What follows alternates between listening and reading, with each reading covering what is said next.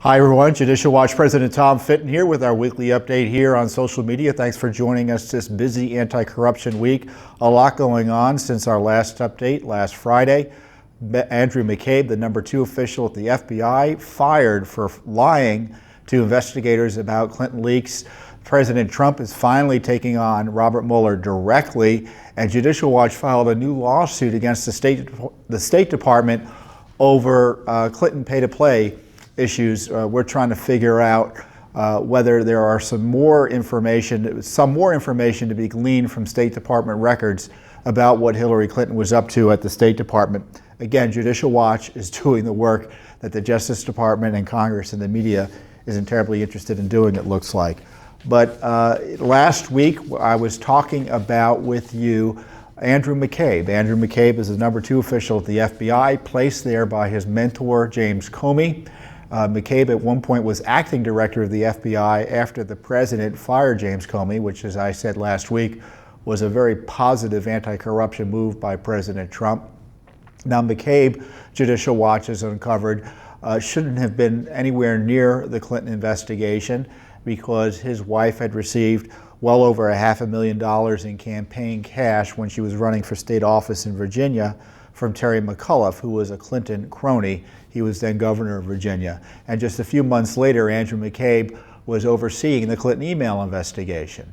And only after it became public did he recuse himself, and he didn't even tell the American people he was recusing himself. It was only uncovered by Judicial Watch litigation about his involvement in the Clinton email investigation did we find out that he recused himself only a week before the election. So is that the way it worked over at the FBI? Andrew McCabe shouldn't have been involved in the Clinton email investigation and only pulled out after he was exposed by the media? And it turns out James Comey, according to these documents, okayed his involvement in the Clinton email investigation despite this massive conflict of interest. But that wasn't the alleged reason he was fired for. I have no doubt Andrew McCabe was fired because of the pressure brought on by the disclosures of Judicial Watch. But most specifically, he was fired by Jeff Sessions because the Inspector General of the Justice Department, and it was approved, followed up by the Office of Professional Responsibility within the agency, all agreed that he lied and should be removed and fired. Now, it took weeks of agonizing decision-making by the top levels of the Justice Department and the FBI before he was fired. But he was fired late last Friday. Now, of course, the left reacted and pretended that it was some sort of political move, when in fact, the only politics involved was allowing him to stay there as long as he has, despite the corruption. Now, that didn't really gain much traction with the media and the public, so they've moved on to other debates. But this is a significant issue. The firing of the #2 director of the FBI for lying and lacking candor. And supposedly he lied about his involvement and approval of leaks to a reporter, specifically in the Wall Street Journal, about the Clinton investigation.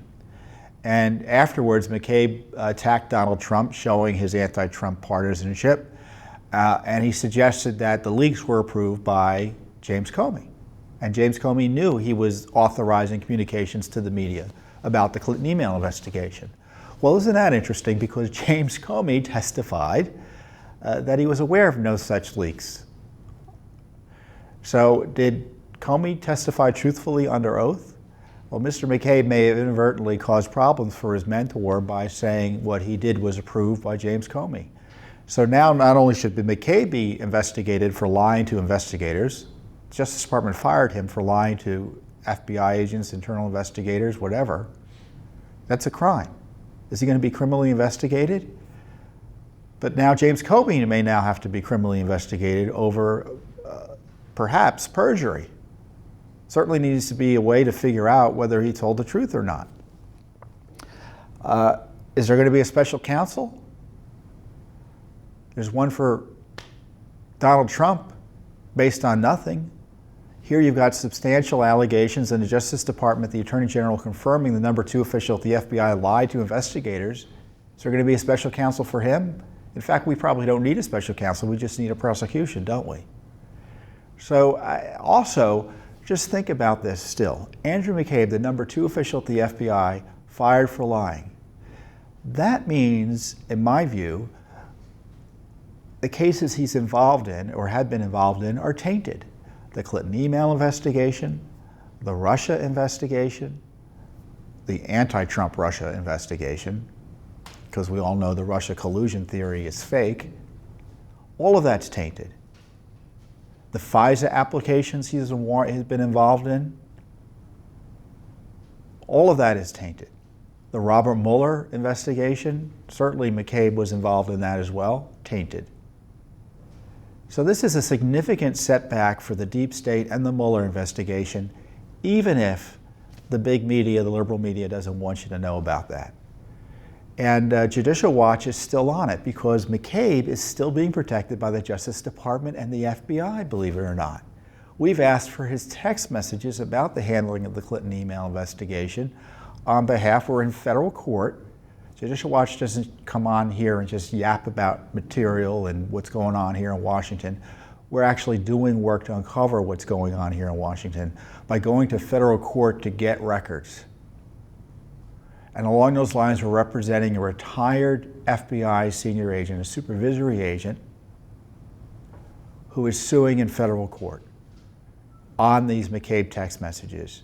And as I've talked about before, the FBI has refused to turn over one text message and has been thumbing its nose at Judicial Watch, our client, and the courts, and of course you, the American people. Now, anyone who thinks that Sessions firing McCabe is the end of it, no, this is just the beginning. The McCabe scandal is just getting started because it highlights the compromised, politicized nature of the FBI. In fact, McCabe, presumably he leaked, I don't know who leaked, that Jeff Sessions was investigated by the FBI over Russia without anyone knowing about it, and presumably Sessions not even knowing about it. Although I don't know if Sessions knew about it or not. I don't know if he was questioned or not. I think his comments have been vague on that. So 2 Democratic senators wrote asking for an investigation, and toot sweet, the FBI under McCabe starts investigating the new Attorney General of the United States just based on outrageous allegations by his political opponents in the Senate. Have they done a perjury investigation into Hillary Clinton? That's been pending supposedly for months, or at least since 2016. Because she supposedly, well, not supposedly, it looks like she didn't tell the truth. When she testified to Congress, she had turned over all of her work emails, when in fact, we uncovered the fact that Judicial Watch uncovered through its litigation, that wasn't the case. Because the FBI had gone out and recovered emails that she hadn't turned over. Where's the perjury investigation of her? Supposedly Sessions said he didn't talk to the Russians in the context of the campaign and collude with them. And because he talked to the Russian ambassador in kind of a separate context, or may have met him at an event, they're suggesting he committed perjury, which is obviously bunk.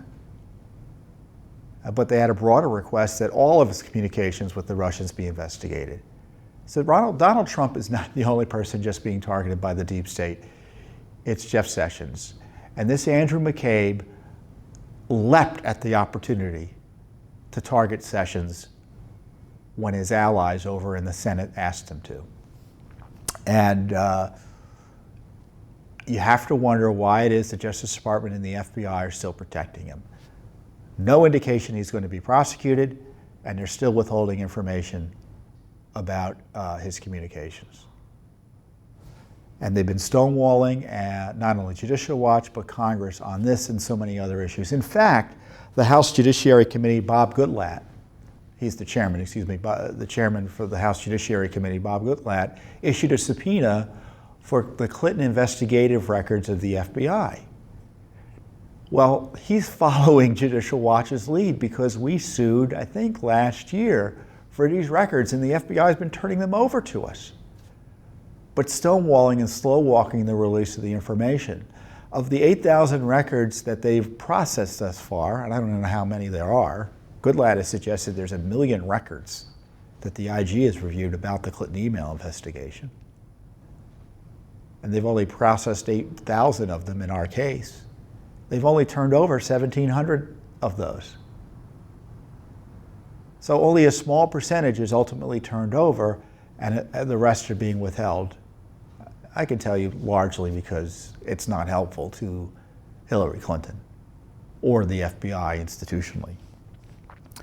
But I'm glad to see Congress is following Judicial Watch's lead and issuing at least a subpoena for these records. But just think about this. The Republican head of the Judiciary Committee on the Hill can't get cooperation from the Republican-controlled or nominally controlled FBI and Justice Department. Who is running the show at the FBI and Justice Department? I'm glad Andrew McCabe finally was fired, but the fact he was there for the year and 3 months he was just shows you how much in control the Obama Guard or bastion, or whatever you want to call it, deep staters, holdovers, alt government is over at the FBI and Justice Department. And this is why the president is so frustrated, because the Justice Department and the FBI think they're above the law, and they don't think they're even answerable to the President of the United States. Under a constitutional system they are, but not in liberal land. They think the Justice Department and the FBI should be able to do whatever it wants without being accountable to the American people. And I'm glad to see that the president is beginning to question what Robert Mueller is up to. Now, if you've been following Judicial Watch, or at least these videos and my comments generally, you know, I've been calling on the Mueller operation to be shut down for some time now. I think it's constitutionally suspect, ethically compromised, and frankly has no more reason for being, given the fact that there is no evidence of Russia collusion. So in many ways, it's a zombie investigation.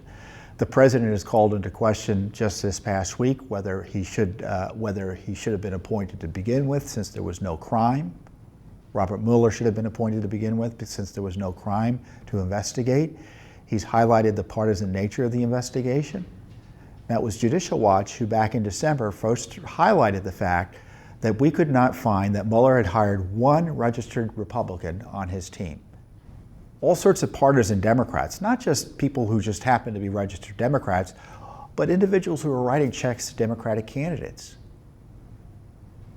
You know, that's a level of activism that is relatively unusual, even in the federal bureaucracy. Well, actually, it's not unusual in the federal bureaucracy, because the federal bureaucracy is terribly partisan, despite what the media will tell you.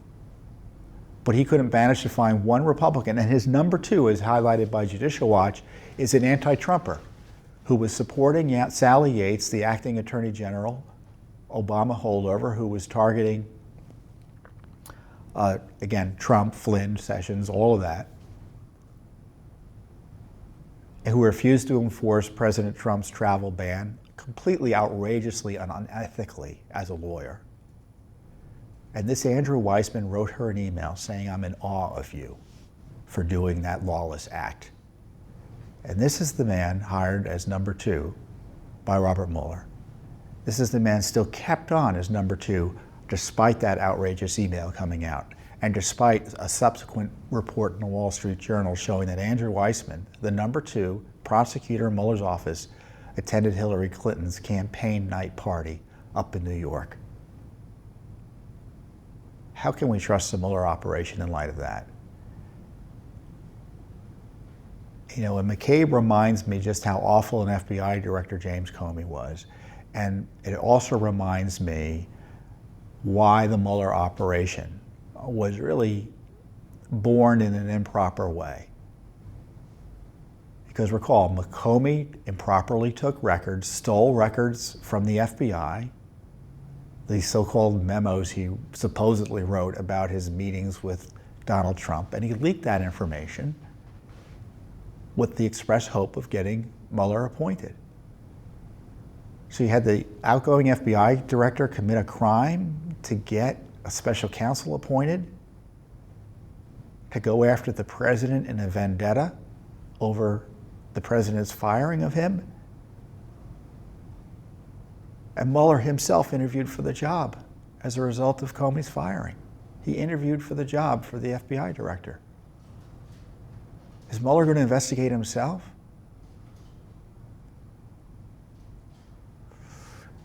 I mean, we're supposed to just, and if you listen to the Republican leadership, they're all defending Mueller. I don't think that's the appropriate way to handle this. It needs to be shut down. There was another story that shows even more corruption. You know, because Mueller also hid the fact that Peter Strzok, the anti-Trump, pro-Hillary FBI senior official who was working on his investigation of Trump and who also had run the Clinton investigation, was he had hid that he had been thrown off his investigation. It came out only 4 months later. The Justice Department and the FBI were trying to cover all of that up. And they still are covering things up, and they've now covered up something, and this is the story that you may have been followed last week, but probably got overcome by the news of the Mueller investigation. I was talking about it on, I think I was talking about it on Hannity last week. I think the discussion of that, I was talking on Hannity with Jim Jordan and Ron DeSantis. So that was a good discussion. You should go back and watch it. But the text messages between Peter Strzok and his paramour, or adulterous lover, Lisa Page, by all accounts, show potential corruption in the FISA court. Now, we know there's been corruption in terms of the Clinton DNC dossier being improperly used to target Trump and the FISA court being misled, but the text messages were blacked out showing that Peter Strzok knew one of the judges on the FISA court, who also was the judge who recused himself after taking the Flynn plea, Judge Cabranes. And here are the text messages. Strzok knows Cabranes, and he says, and Page writes, "I can't imagine either one of you could talk about anything in detail meaningful enough to warrant a recusal." So Page is encouraging Strzok perhaps to talk just this side of forcing Judge Cabranes to recuse himself about FISA issues. Even Strzok responds, "Really? I'm in charge of espionage for the FBI. Any espionage FISA comes before him, what should he do, given his friend oversees them?" And Page says, "Well, standards for recusal are quite high. I just don't think this poses an actual conflict, and he doesn't know what you do." Generally, he does know what I do, according to Strzok. He's super thoughtful and rigorous about ethics, so I'm not saying the judge did anything necessarily wrong. Someone, and the name is redacted, continued to be redacted by the Justice Department, suggested a social setting with others would probably be better than one-on-one meeting. "I'm sorry, I'm going to have to invite you to that cocktail party. Of course, you'll be there. Have to come up with some other work people cover for action." So this is what's going on here. Strzok is talking to the judge about FISA issues in a way that doesn't require the judge to recuse himself, but he wanted to talk to him about FISA issues and come up with a cover story using other FBI officials as cover to talk to him in a social setting. And as I said, Judge Cabranes recused himself from the Flynn investigation. Or the Flynn case. It wasn't an investigation, it was a plea deal that was entered before him. Oh, by the way, the Flynn plea deal, further tainted because of McCabe, the lying FBI number 2 who targeted Flynn with that ambush interview. So now we've got the FISA. Now, Judge Cabranes is one of only 3 district court judges on the FISA court from the District of Columbia, meaning if there was a local issue that needed a FISA warrant approval here in DC, meaning the big stuff, 1 out of 3 chances, more or less, I don't know exactly what the odds would be, but a good chance he would have been involved. And here you've got Strzok and Page trying to corner him and use a cocktail party or a social situation as cover to talk to him about court business that they know they're not allowed to do. So it's not just the FBI and DOJ were corrupt, but maybe they corrupted the FISA court. And frankly, the court needs to investigate what went on. Were there any contacts with Page, Strzok, that were inappropriate in light of these texts? And I don't know if Cabreras did anything wrong. He recused himself. It's unusual that he recuses himself from a criminal case like this after the deal was entered before him. What caused him to recuse himself? I think the American people deserve answers. You know, one thing the courts rely on is in terms of gaining confidence or ensuring confidence from the American people is that they're above reproach. That no reasonable person could look at their activities and conclude that justice isn't being fairly administered. Now, I don't know if anyone on the court did anything wrong here, but there's at least enough to begin an inquiry. And if the courts aren't going to do it, Chairman Goodlatte can, Chuck Grassley can. They're the respective heads of the judiciary committees for the House and the Senate. This shows you the crisis that this corrupt Obama Justice Department and FBI have placed us in. Not only did the Obama gang ruin the Justice Department and FBI, or depending on your point of view, further ruin them, but it now looks like the splash damage has hit the federal courts. So I guess President Trump is going to take a more aggressive tack with the Robert Mueller investigation now. He hired Joe Geneva, who, one of our friends here at Judicial Watch, and you may have seen Joe at some Judicial Watch panels. He's very hardcore in terms of confronting an out-of-control and unaccountable special counsel operation. But now he has a client he's representing, so I don't know if he'll be as hardcore as he's been before, because he's got to take the interest of his client as opposed to just being out there on TV talking about it. But I'm sure he'll be a fine lawyer for the president.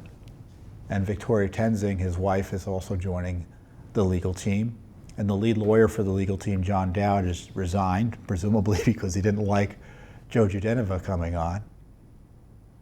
But it's going to be very interesting. And Judicial Watch has been virtually alone in highlighting what Mueller's been up to in terms of asking questions about him and actually seeking accountability and making him answerable to the American people through the courts.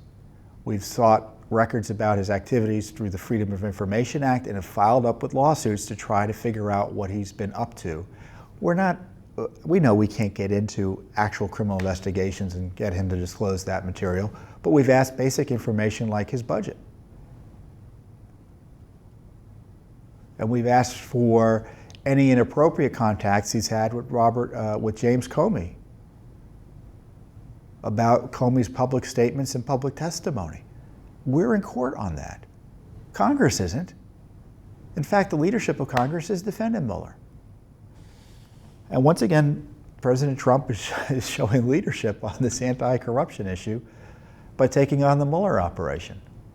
So I don't know how it's going to turn out, but I mean, that's some big news. We've had the number 2 of the FBI fired for corruption and lies as it relates to the Clinton email. We've had new text messages come out, or text messages, by the way, those text messages that showed the communications about the judge were redacted by this Justice Department and this FBI, and congressional investigators had to go over there and get them and look at them to figure out what was going on. So there was a cover-up of this corruption, evidently, of the courts by this Justice Department and FBI. Who is running the show over there? And along those lines, there's been some more accountability. The House Intelligence Committee has released at least it's not superficial, but its top-line findings on the Russia collusion story. And I would encourage you to go to the House Intelligence Committee's website and look at them all, because I can't read them all, but I'm going to read the ones that are important because they reflect on the fake aspect of the Russia collusion story as it relates to Donald Trump, corruption by Obama administration officials, and why we need a real investigation of what was going on in the Obama FBI and Justice Department. Okay, so these are the findings that I think you'll be interested in. Let me go to the beginning here. Finding 25. When asked directly, none of the interviewed witnesses provided evidence of collusion, coordination, or conspiracy between the Trump campaign and the Russia government. What is Mueller doing? There's no evidence. A zombie investigation. The committee found no evidence that President Trump's pre-campaign business dealings formed the basis for collusion during the campaign. So this is the theory Mueller's pursuing. Because Trump had some business dealings in Russia, therefore he was colluding with the Russians. And he's now used that as an excuse to go sniff around President Trump's prior business dealings, highlighting the abusive nature and out-of-control nature of Mueller's investigation. Let's talk about the leaks. Leaks of classified information regarding Russian intentions to sow discord in the presidential election began prior to Election Day. So the illegal leaks began prior to Election Day, and they increased, according to the next finding, dramatically after Election Day, targeting Trump, obviously. And the leaks were related to specific language from the intelligence community assessment created by the Obama administration.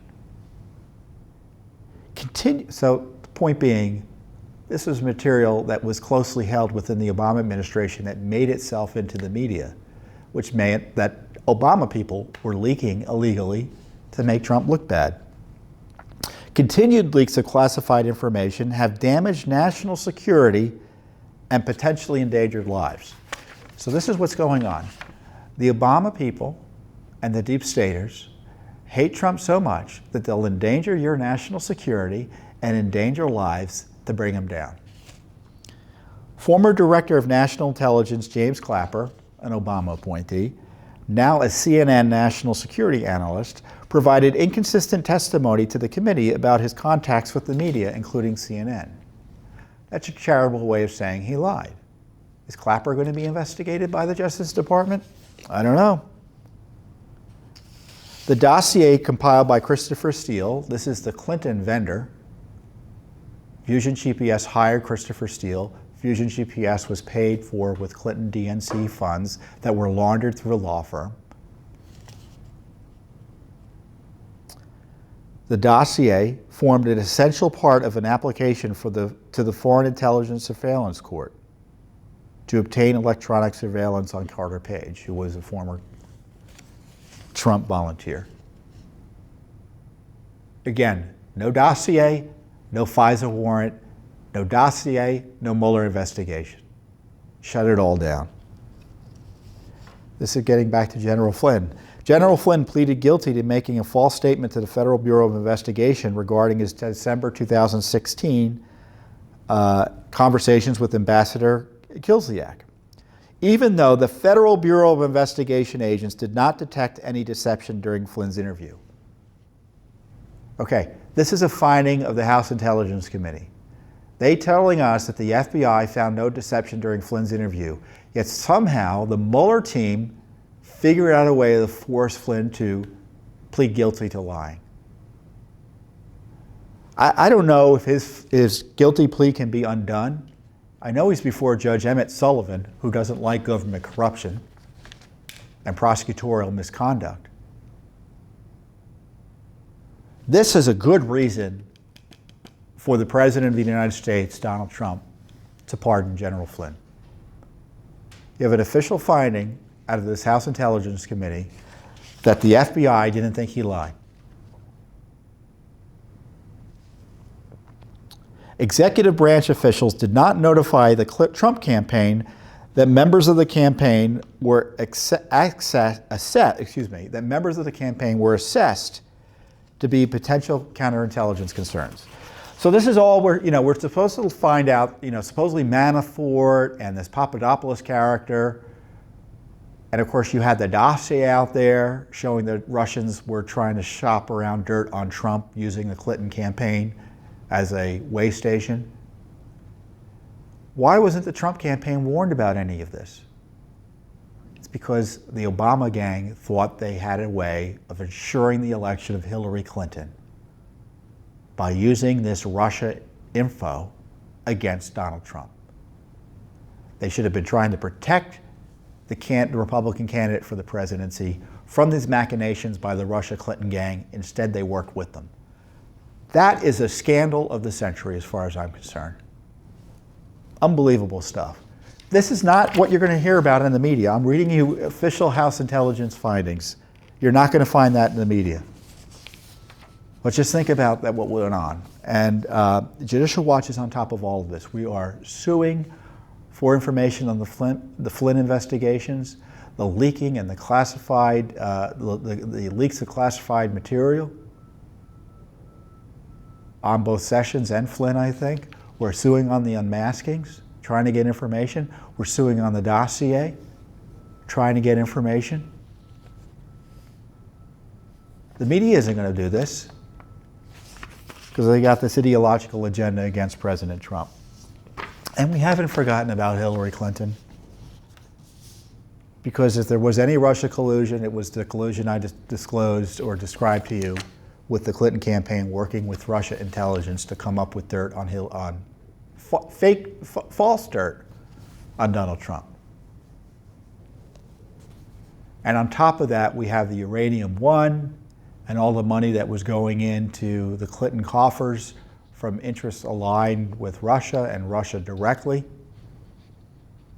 to ensure a good result on Uranium One. That's the Russia collusion. Now, it was Judicial Watch, as I've said before, those of you may be new to Judicial Watch. Judicial Watch lawsuits uncovered the Clinton email scandal. Our Freedom of Information Act lawsuits uncovered the fact there were Clinton emails that were being hidden from not only Judicial Watch's FOIAs, but Congress and other investigators. It wasn't committees, it wasn't the media, it was Judicial Watch who uncovered the Clinton email scandal. And related to that, Judicial Watch uncovered the conflicts of interest scandals where Hillary Clinton's husband, Bill Clinton, was out there making speeches to every foreign potentate he could find to raise money not only for the Clinton Foundation, but to put it in his personal bank accounts and Hillary's, including $500,000 from the Russians. Judicial Watch found the State Department approved all of those despite the obvious conflicts of interest, and exposed the Clinton-Russia connection as well. And in the Clinton emails, everyone asked, what was Hillary Clinton hiding? Why didn't she want any of her emails to come out? What was she hiding in her emails? I've said it once, I'll say it again. She was hiding everything. She was hiding what she was doing with the Clinton Foundation. She was hiding her mishandling of classified information. Everything that you might think Hillary Clinton didn't want you to see, she knew her emails would be a key window into her activities, and that's why she didn't want anyone to see them. And if they were to see them, they'd have to go through her lawyer. And Judicial Watch upended that cover-up and changed the course of history. And part of the emails that we uncovered show massive pay-to-play schemes at the Clinton Foundation, where the Clinton Foundation key people were communicating with Huma Abedin and other Clinton State Department officials to take care of donors to the Clinton Foundation. You gave money to the Clinton Foundation if you were a corrupt Nigerian billionaire, you got a favor through the Clinton State Department. Other people were just getting favors out the wazoo thanks to their connections to the Clinton Foundation. And this is why allegedly the FBI has reinvigorated their analysis of the pay-to-play scandal, what was suppressed during the Obama Justice Department FBI era. But I don't know what they're doing. For all I know, they're doing nothing.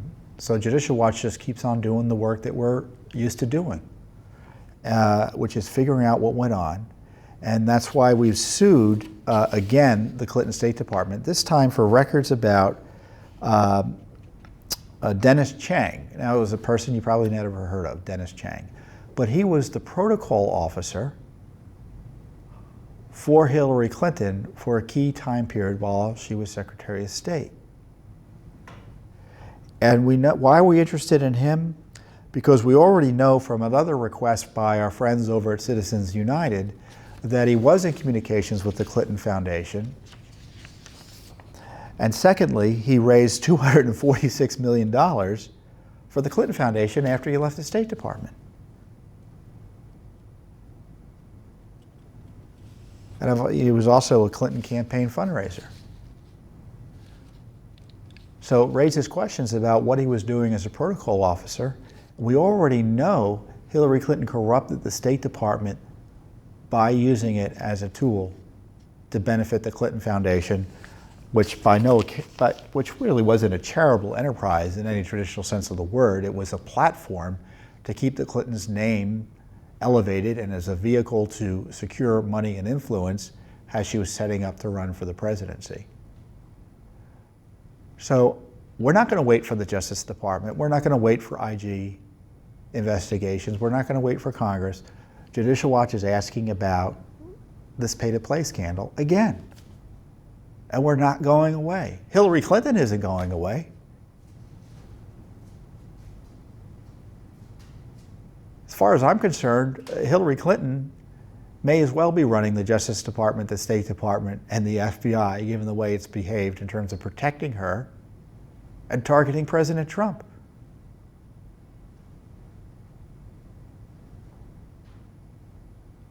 But just because you lose an election doesn't mean you're therefore immune from any misconduct you conducted as a public official. And that's what Judicial Watch is pursuing this issue about Hillary Clinton's abuse of power at the State Department and the national security concerns that we have about her husband going all over the world and raising monies from foreign governments while she was Secretary of State. So this is something that Republicans are loath to get into, and this is something the Justice Department will only get into if pushed. And so what Judicial Watch aims to do is to uncover the records, to educate the public, so they can demand accountability on behalf of the rule of law. So thanks for joining us this week. A lot more to talk about next week. Have a wonderful weekend and stay safe. Thank you very much.